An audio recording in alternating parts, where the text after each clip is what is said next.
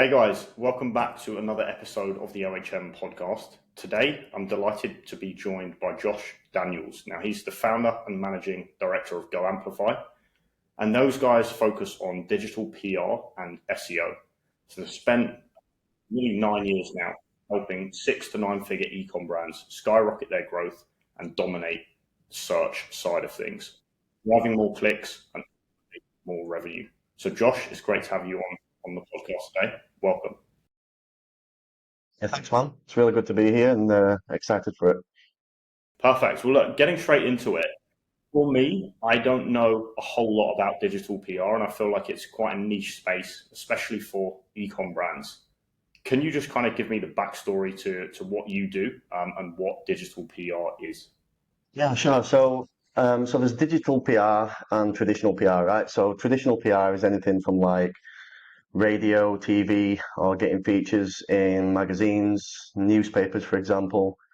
Whereas with digital PR, that's like the online version of PR. So it's all about getting features in those hard to earn media publications and getting those all important links back to your website. So that's what we specialize in. We create a lot of interesting stories and content for our clients and send it out to journalists at scale, which gets that hard to earn coverage. Okay. Can you just break down for me how that's different to traditional SEO? Yeah, so traditional SEO is mainly like your on page SEO. It's optimizing your website for your products or services that you sell. Technical SEO, making sure that it's well optimized for Google crawlers, and also like traditional link building. So that can be anything from like guest posting or buying links, for example, or niche edits, as well as like user experience, making sure that you've got a solid user experience because that's a good ranking signal as well, because Google uses Chrome data to analyze how people are behaving on your website. So yeah, there's lots of different areas of SEO, and digital PR is kind of like a bolt-on to that. It's a separate service, but they both work together to achieve the same end goal, really, which is to grow the organic traffic and revenue. Okay. And is it correct if I say that the kind of link juice that you get from digital PR is, coming from higher profile websites than traditional SEO, which is more of a volume game? Exactly. So there's a couple of things that we look at when getting links for our clients, which is one is relevancy. So how relevant are those publications to the client? And the other one is authority. So we look at like the domain rating of the website. So typically this is ranked from 0 to 100, 100 being the most powerful website on the internet. I think like the BBC, for example, is like 95 or something like that. And like Forbes, that's a super high authority publication. Typically, we go after the big media publications because that passes a lot of link juice to the client's website. It adds a lot of credibility to the brand.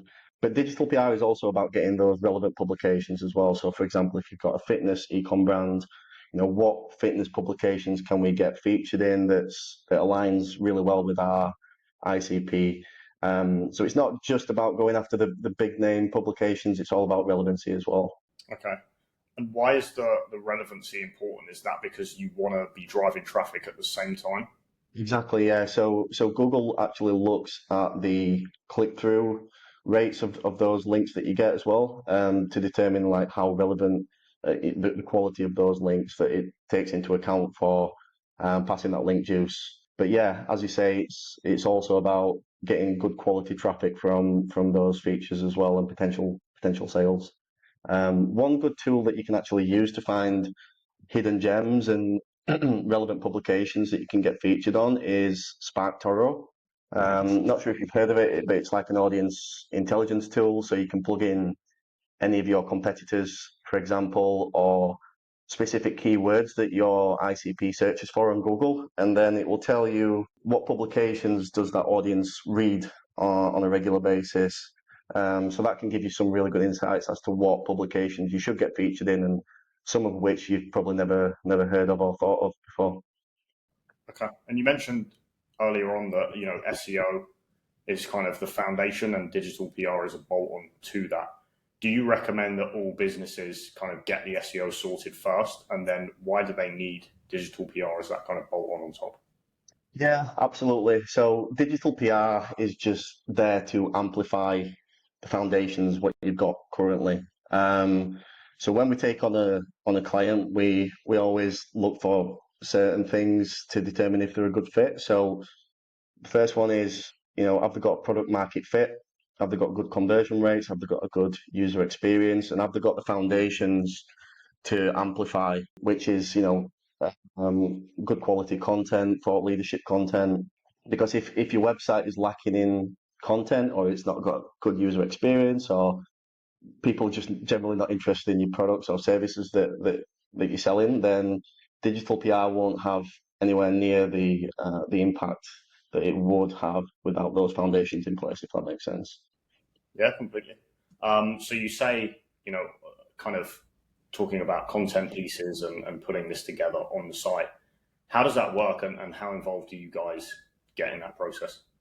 Yeah, we do get involved in that process because we've been in the SEO game for over 8 years now. So we always start with keyword research and understanding exactly who is your customer and what problems are you solving as a brand. And then, look at what answers that we can provide and what content that we can create that's actually going to get attention. Creating regular thought leadership content on your blog, for example, or creating a resources section on your website with like original studies that you're doing. That content that's got search volume behind it is going to be amplified once you're getting links from the press on a regular basis, because essentially what that's going to do when you're consistent with it and getting those hard to earn links, that's going to increase the authority of your website, and Google is going to see you as like a source of trust, basically. Yeah. Okay. And when you're going out to these, news sites or journalists, are you coming up with new content for that, or are you repurposing existing stuff that the brand already has? Yeah, it's mainly new content, to be honest, like original data, or it can be even a reactive campaign. For example, we've got a client that sells energy drinks to gamers. So one study that we did for this is we looked at the search volume behind fatigue in the UK. So people searching for why am I tired all the time, or how to increase energy, things like that. So we did the keyword research, and we had a look across the UK. What are the most tired towns and cities in the UK? Created a study from that, which is interesting data that journalists actually like to cover, because this is original data. It's not something that's been repeated a lot online. So when you go into to the journalist with original data, it's a lot more likely to get pick up. So that's why these data-led campaigns can, go a long way with digital PR. Next question is, do you ever get pushback from clients? So, for example, taking this kind of angle with the energy drinks, would you ever get a client turn around and say, I don't want to kind of use this kind of data or this kind of story? Yeah, it's a good question. I mean, we have had pushback in the past, but it's all about setting the right expectation when you do sign a client, because a lot of people are in that fixed mindset where they just want to be talking about their products or their services. But the reality is, journalists don't want to be covering promotional content. They want to be publishing stories that appeal to a wide audience. So you've got to kind of think outside of the box, and you've got to explain the benefits to your customers before they sign up with you, because it's all about getting those links from the press, and getting positive sentiment by creating thought leadership content. Like, for example, at a mortgage broker client, we got a link in The Sun. So this was an expert commentary piece, and we basically asked him, what are the bad habits that people should consider when trying to get a mortgage? What would the lender look at and say, look, you're not getting a mortgage because you've got these bad habits? So we got some expert tips from him. We put together a press release and sent it to multiple journalists, and yeah, the Sun featured a piece on him, as well as various other publications, and yeah, that got a lot of coverage and links as well. And in these kind of pieces, are they linking to other brands of other businesses and competitors as well? Or is it just kind of featuring you guys? Or how does that work? No, so the ones where it features other brands are where you can reach out to publications for features in existing roundups, for example, or the journalist might be writing an upcoming editorial on the best brands, the best CBD brands, for example. So you can pitch to be included in that roundup, but the proactive campaigns that we carry out on a regular basis typically just features our client. So they might provide some expert commentary, or we might just pitch some original data, for example, and then we'll just link back to our client with that. But there are multiple sources that you can use, multiple tools rather, such as Harrow, help a reporter out, or Editorial. So these are tools where you can sign up as a brand or as an agency. You can select certain categories, so such as health and fitness, for example, and you can get like a daily roundup of journalists that are looking for expert commentary or they're looking for interesting brands to feature in coverage that they're writing about in a couple of months, for example. So you can pitch to that journalist with some insight and potentially get featured in those publications. Do you ever get journalists that kind of take what you say and maybe flip it on its head, or try anything kind of nefarious with what you're sending them? So we do send out the press releases with a core message, and then the journalists, it's kind of up to them how they spin it. But we've never actually had any bad publicity as a result of our campaigns. They just generally rewrite it to fit with their brand guidelines, as long as you've got an interesting story to go out with. Yeah, 99% of the time, the clients have been pretty happy with it as long as the core message is retained. Perfect. And then just kind of moving on to it from the client's perspective, what kind of results can people expect from stuff like this? So the results do vary. It depends on how competitive your industry is, and a lot of other variables. Again, like have you got a solid user experience? Have you got a lot of really good quality content on your website? Have you got product market fit? So there's lots of different variables. But for example, we onboarded a brand a couple of years ago. I think it's about 2 year mark now. But we've grown their organic traffic by 700% within that 2 year period. But we've actively focused on SEO and digital PR. We've not just done digital PR with this. So we revamped their content. We improved the user experience. We optimized all the technical SEO, improved their page loading times, for example, and then we just bolted on digital PR to increase the site authority. But it ultimately varies. It depends how good your agency is or how good your internal resources are at actually applying good quality SEO and digital PR. Yeah, if you're doing a good job, you can I think a good kind of benchmark to aim for is like 100% year-on-year growth at least. And are there certain brands or certain sectors maybe that you can look at and instantly know, this is going to work super well for?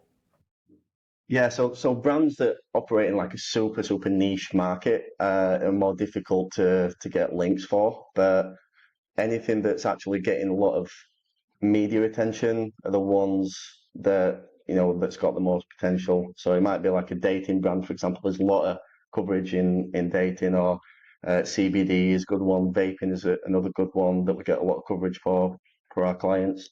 So it does vary, but as long as it's not super niche, there's always potential. But you can always do like a due diligence process, which we always do when we onboard a client. We take a look at their competitors, take a look at like the search volume for their products or services, just to make sure that it's actually worthwhile taking on. So take a look at the competitors who are basically leading that industry. Have a look at all the links that they've got over time, which campaigns have gone the most viral, and then that can give us a good indication of how successful we can be with those campaigns. Okay. And are there certain revenue benchmarks that should be kind of reached before coming to you guys? Or is it just kind of any brand scale up?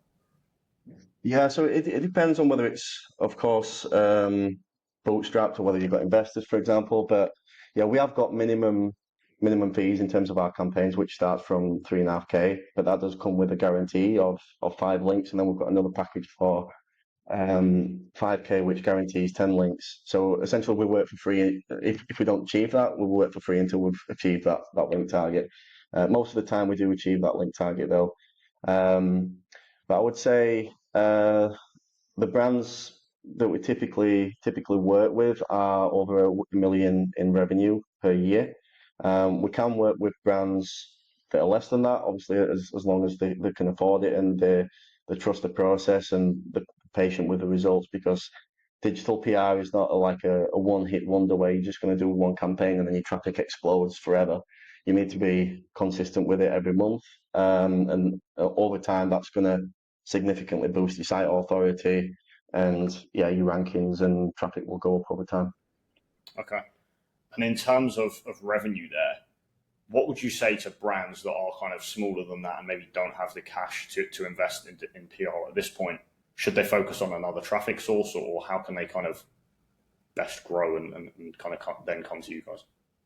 Yeah, I mean, you can certainly run digital PR campaigns in-house as long as you've got the knowledge of a good process. I mean, there's lots of YouTube videos that you can watch in terms of the process, or follow us on LinkedIn will give you some insight. But what you can do is, obviously, we've got some of the best tools in the industry, because we invest a lot into technology, which gives us a lot more leverage in terms of securing links at scale, and we've refined our process over time. But if you're just starting out, what you can actually find journalist contact information manually. So if you want to get featured in certain publications, for example, look under certain topics on those publications, find journalists that have been writing about topics that are related to your industry.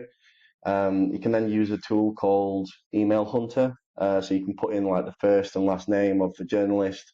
You can put in the publication domain name, and then it'll give you their email address. So you could create a spreadsheet with all the relevant journalists that you want to approach. And then you've just got to kind of think outside of the box when it comes to ideation, and sending journalists stories that are likely to get picked up. Because again, if you're just talking about your products or your services, journalists are just not going to be interested in that. Journalists get hundreds of emails on a daily basis, so you need to really stand out. Something else that people can do is reactive PR. So just to give you an example, one of our clients, they sell supplements to athletes, and this was in the middle of the Euro 2024 competitions. They were just kicking off, and we noticed that a lot of people were complaining about the price increase of the official England shirts. I think they went up to like 75, 80 pounds for a shirt. So we instantly knew that there was going to be an increase in people buying fake England shirts, right? So we had a look on Google Keyword Planner, Google Trends, and what we actually noticed was there was a 500%, I think it was 500% increase in fake England shirts and replica England shirts versus the last Euros. So we compared the search volume for those two periods. And so that was across the UK, and then we actually broke that down on a regional basis. So we looked at which towns and cities in the UK are searching for fake England shirts the most. So not only is this going to give you leverage to get links and coverage in top tier publications, it also gives you a lot of leverage for local publications as well. So like with this campaign, we got features in Dorset Echo, for example. So I think Dorset was like number 3 in terms of like the hotspots for fake England shirts in the UK. So you can always have a look at like the regional outlets, and if there's interesting data that you feel is going to get coverage in those publications, then it's a home run. Are those regional publications often better for you? So I know they probably have lower domain authority, but they've probably got a more avid readership and they're easier to get into. Is that fair to say? Yeah, that is fair to say. The local publications are typically easier to get into, especially if you've got some interesting data on that particular town and city. So yeah, you will often see a higher percentage of pickup if you've got local data for sure. Okay. And you said before, like the kind of results compound over time. I would assume that, once an article goes out, you get a massive spike in kind of traffic. How does it work, like in terms of the long tail? Does it continue? It does absolutely. So obviously, the more links you are getting on a monthly basis, the better. But they've got to be quality and relevant links. So typically, what we see when we onboard a client, you're not going to see like a huge spike in organic traffic after one campaign because it takes time for Google to understand that a lot of people are talking about you, a lot of publications featuring you in positive sentiment. So typically, it's usually around a 3 month period where you start to see a good increase in organic traffic and you start to see your keywords starting to improve in the SERPs. So we always track all the keywords for our clients, all the relevant keywords that they're trying to rank for, and we use like a tool called SE ranking for that. So if we start in June, then we can see in July, August, September, what are our keyword rankings, how have they improved since we started the campaigns. But again, it all depends on how competitive their industry is, how aggressive their competitors are with digital PR as well. But anything from like a 3 to 6 month period, you should start to see some really good traction in terms of organic growth. Okay. And then for you personally, how did you kind of get into this space? I mean, we've always done link building since I started my agency over 8 years ago. Our primary methods were really like guest posts and buying links and getting niche edits in bloggers, for example. But Google's algorithms have just got way more smarter over the years, and it understands exactly what is a paid link. And there's a lot more emphasis now on earned media coverage because the earned links pass you a lot more link juice than paid links because Google, as I said, Google's good at detecting paid links. So when it spots a paid link, it typically devalues it completely. So the link is just pretty much worthless. So yeah, we started to do digital PR a couple of years ago, and we started to see a lot more growth for our customers. Like I say, this one particular case study that I've given you there, 700% in 2 years. That's by bolting on digital PR to their already existing really good SEO, which I believe that couldn't be achieved through traditional link building efforts. Okay. And then how does that work in terms of selling it to clients? Like, do they understand what they need, or are you having to explain what this is and why they should do it?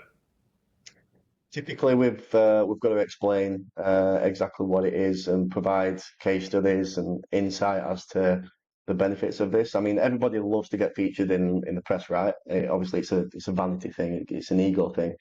Like if you get your brand featured in Forbes, for example, it's amazing for the brand. But not a lot of people actually know about the organic benefits of it and how it drives that compound growth.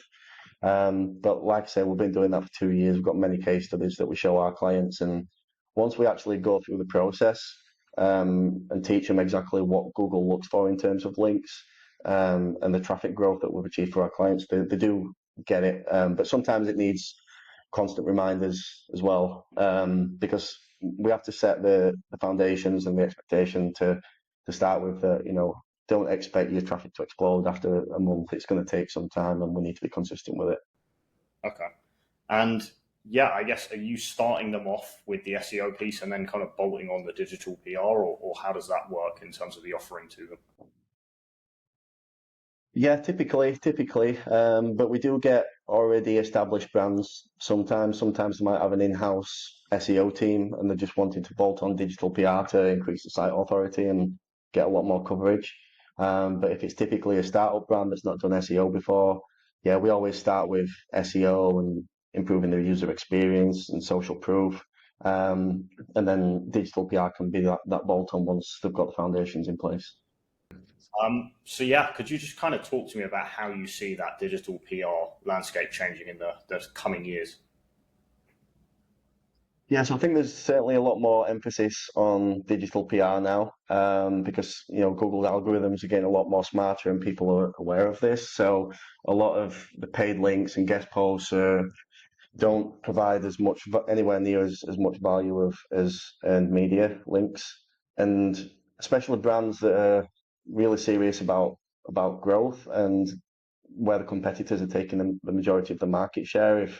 If they're doing a lot of digital PR activity, it it saves a lot. So we always do like a link gap analysis when we onboard the clients as well, just to show them, how many links have you currently got, and how many links has your competitors got, and what does that gap look like? Because that speaks volumes basically. Because if they've got a lot more links and they've got a lot more organic traffic, then that's quite a powerful ranking signal. But yeah, people are becoming a lot more aware of the benefits of digital PR now. Okay, and then on the SEO side, what would you say to brands that aren't doing anything, and what does your process look like to get them up to a decent level?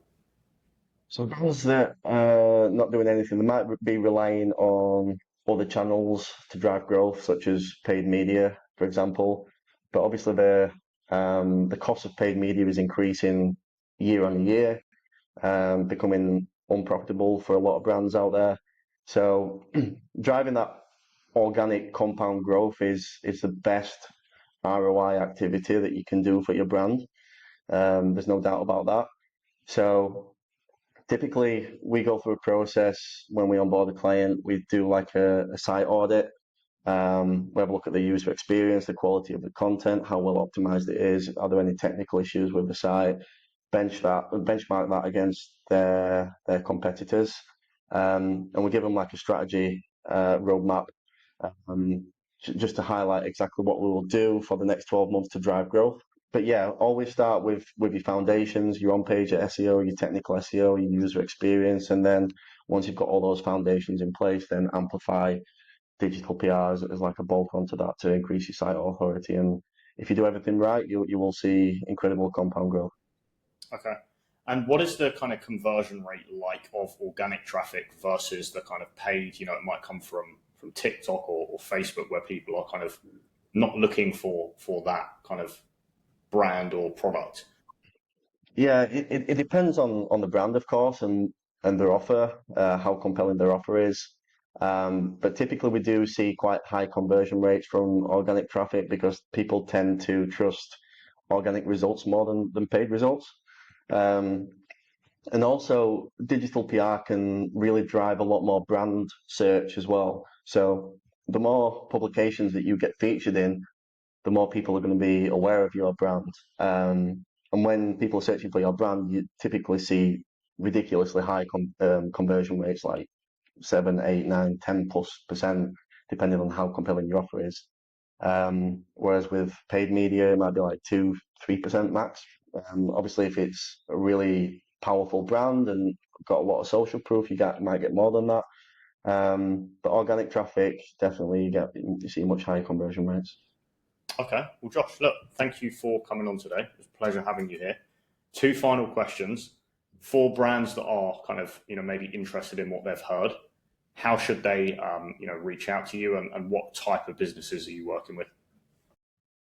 Yeah, sure. So the best place to reach me is on LinkedIn, Joshua Daniels on LinkedIn, and we primarily specialize in e-commerce, so health and fitness, gaming, um, supplements, all sorts of different industries, to be honest with you. But we also have some clients outside of e-commerce as well. So you're always welcome to contact me, and we can take a look at your brand, see if it's got potential to grow with SEO and digital PR. Perfect. And then final question, is there anyone else you think would be a good fit to have on the podcast as a guest in the future? Yeah, sure. Good question. I mean, there's so many people on LinkedIn that's worth a follow. I would say I think it's important to praise other people, even if they are operating in your industry and they are competitors. But someone else that is worth a follow in the digital PR space is Saffron Sumner. We've actually collaborated on several campaigns in the past, and she puts out a lot of really good strategy, advice, and insights as to what you can do in digital PR. So yeah, she's worth a follow. Perfect. Okay. Well, Josh, thanks again for coming on. And yeah, really appreciate you. See you soon.